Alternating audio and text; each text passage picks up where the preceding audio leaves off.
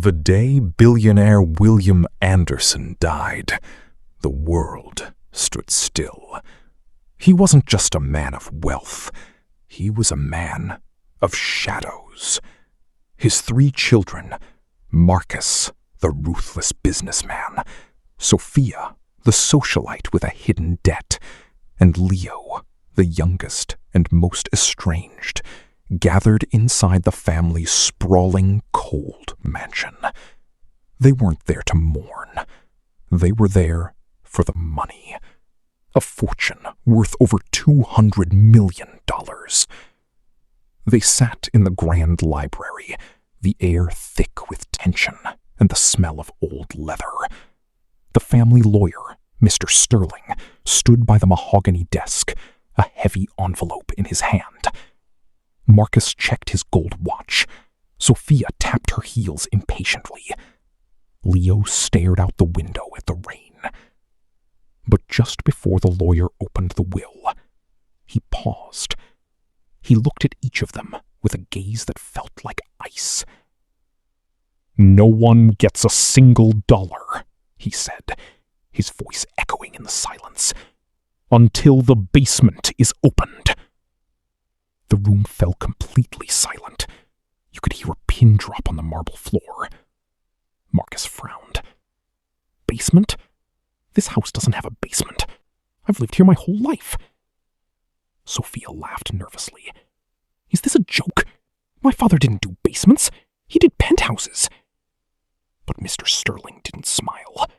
He walked toward the massive bookshelf at the far end of the library. He pulled a specific leather-bound volume, a book on family lineage that no one had ever touched. A hidden door behind the library bookshelf slowly creaked open. It was a sound that seemed to come from another century. A dark, narrow staircase spiraled down into the earth. Dust filled the air, dancing in the dim light of the library. The family, the lawyer, and 2 detectives who had been waiting in the hall walked down. The air grew colder with every step. The walls were damp stone. At the bottom, they found themselves in a room that didn't belong in a mansion. It was a bunker.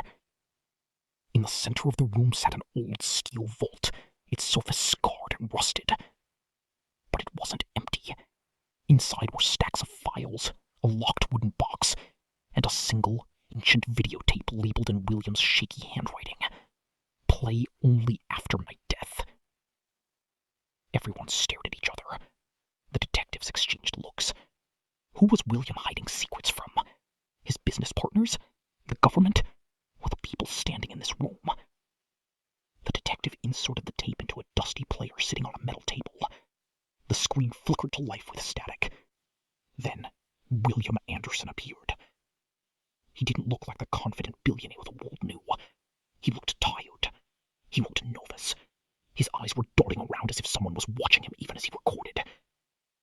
"If you're watching this, it means I'm gone, and it means the clock has started." He took a deep breath. "Before anyone inherits a single cent of my fortune, you need to know the truth, a truth I have carried like a stone for 25 years. He leaned closer to the camera. "One of my children is not my biological child, and someone in this room, someone I raised, murdered an innocent person 25 years ago." The video suddenly ended. The screen went to black. No one spoke. Every face in the room turned pale. The silence in the basement was heavier than the earth above them. The inheritance wasn't just money anymore.